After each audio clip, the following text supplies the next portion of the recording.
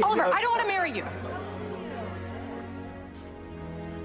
They ask you how you are, you just have to say that you're fine when you're not really fine, but you just can't get into it because they would never understand.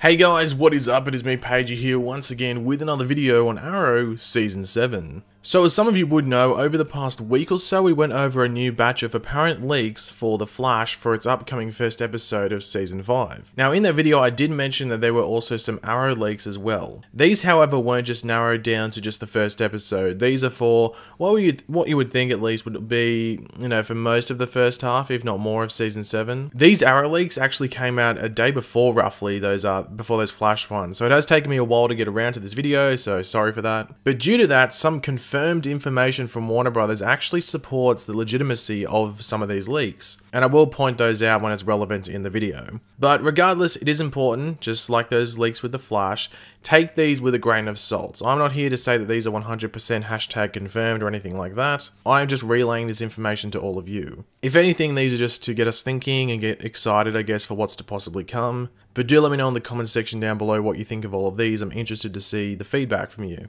So the first thing to go over from these leaks is that Oliver Queen will be in prison for 3 episodes. Now, for some this might come as a bit of a disappointment, which I can understand. However, if it makes sense as to why he is only in there for 3 episodes, then I'm all for it. I would rather that he is just in prison for as long as it's, needed for the story. And then when it's needed, he either escapes or is released. Now, I personally think he will break out or be broken out by someone on the outside, one of those two. Mainly because that is more entertaining to watch. I mean, would you rather Oliver plan for himself or with others a strategy to get out, or possibly see something like that from the outside from others to get Oliver out?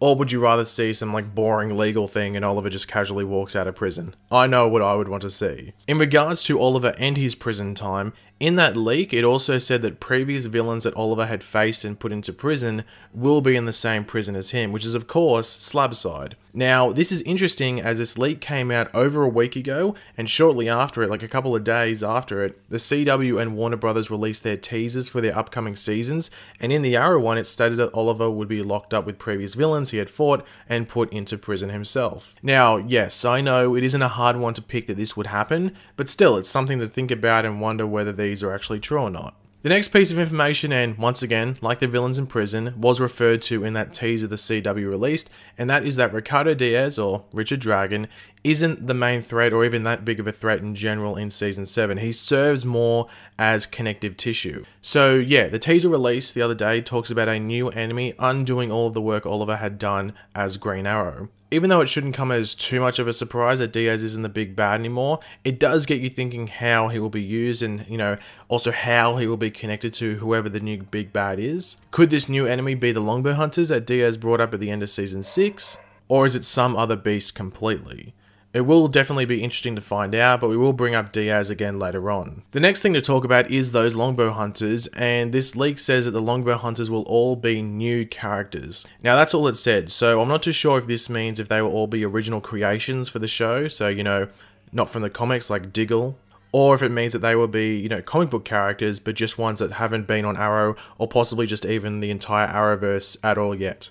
It is hard to tell from what is said there, but either way, it means we won't be getting Brick or Count Vertigo as part of the Longbow Hunters. Both Brick and Count Vertigo were a part of the Longbow Hunters in the New 52 with Ricardo Diaz, and many, along with myself, thought, it's an option that they could come back and be a part of those Longbow Hunters again. Next up, some exciting and brilliant news that everyone has been waiting to hear.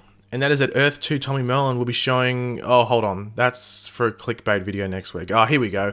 Dinah Drake gets a new love interest, and this new love interest will cause a divide. So, yeah, it's the CW. This doesn't surprise me at all that something like this would occur. I really don't know what they will do with Dinah this season, apart from, well, this apparently, but also maybe some stuff with Black Siren because of what happened at the end of last season with them.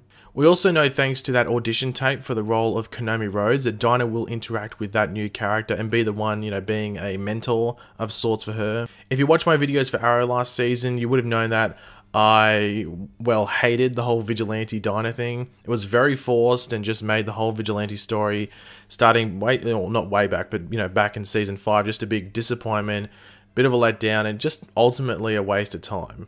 The next thing here actually has to do with the crossover for this season. So I might do a video separately on this in the next week or so keep your eyes out for that, just going more in depth with just this topic. But apparently the crossover villains are a take on the Court of Owls, but they won't be going by that name. But they will have the same traits and everything like that. So it's almost like Marvel Studios using Quicksilver, but not calling him Quicksilver, or like Gotham using Joker, but not calling him Joker. That's what I'm getting from this at least. I'm guessing Fox has the rights to use the name Court of Owls, seeing that they own the TV rights to Batman. I'm not too sure though. The crossover for this season is meant to be much more grounded and be very like Arrow in tone in how it plays out. We know the crossover is in Gotham, so this does make sense in regards to Court of Owls being involved or a take on them. But the only big issue around this is like how would Supergirl and Flash like not deal with this group fairly quickly? Like that's my only issue with it. So this it's just a bit of a head scratcher in regards to them using that group in the crossover. Next up, the flashbacks will be returning. So Oliver flashbacks will be returning in season 7 for a part of it. And apparently these flashbacks are apparently going to be showing us Oliver's time in prison and how it connects to events going on in the present day. So in season 6 we had flashbacks every now and then for characters such as Caden James, Ricardo Diaz, Vincent Sabel, who was Vigilante, and of course Slade Wilson aka Deathstroke. So it wouldn't surprise me if we got something like this as well for maybe the first half of the season, just to fill in the gaps and let us know what happened to Oliver in prison, or maybe various people he met. And personally, I wouldn't mind seeing that. I think it'd be pretty cool. Especially if we only get like maybe, you know, as the first piece of information said, if we only get 3 episodes of Oliver in prison, it would be cool to see more of Oliver in prison, but with, you know, just condensed into really entertaining flashbacks. The second last piece of apparent leaked information is that Felicity Smoke will have her own season-long storyline outside of Team Arrow. Now, my only guess for what this could be is that it has to do with Helix Dynamics, the company that she started with Curtis. I don't see what else it could be unless Felicity becomes a vigilante, and yeah, I don't think, no one wants to see that. And finally, the last piece of leaked information is that Black Siren will start off as like a no-nonsense vigilante type following the death of Quentin Lance. Her story is based around Diaz, so that's the wording of the leak. So I'm guessing that since season 6 ended, Laurel has gone off on her own to track down Diaz. I hope during that time she has like run into other Team Arrow members as well, mainly Dinah Drake, just because of what happened with them at the end of season 6, like I mentioned in Dinah's bit. Maybe they could have gone to the same crime scenes and gotten each other's way, or maybe they were trying to stop Black Siren from, you know, doing some damage in the hope of getting revenge. Black Siren should be an interesting character to see play out in season 7 and how they carry on the strong ending that she had in season 6. Even if you didn't like Earth 1 Laurel from seasons 1 to 4, you have to admit Black Siren is a bit of a badass, and, you know, I'd be a bit shocked if you said you weren't sort of interested to see what happened there. But thanks for watching, guys. Hopefully you enjoyed the video. As I said, these leaks are just leaks. They're nothing 100% confirmed, but, you know, if you enjoyed the video, it would be awesome if you could drop a like and it shows support. Let me know in the comments section down below your various opinions on what we went over. What ones sound true to you? What ones just sound like complete bogeys and just bogus as hell? Let me know in the comments section down below. And of course, if you are new to the channel, make sure to subscribe. I'll catch you later, guys. Goodbye.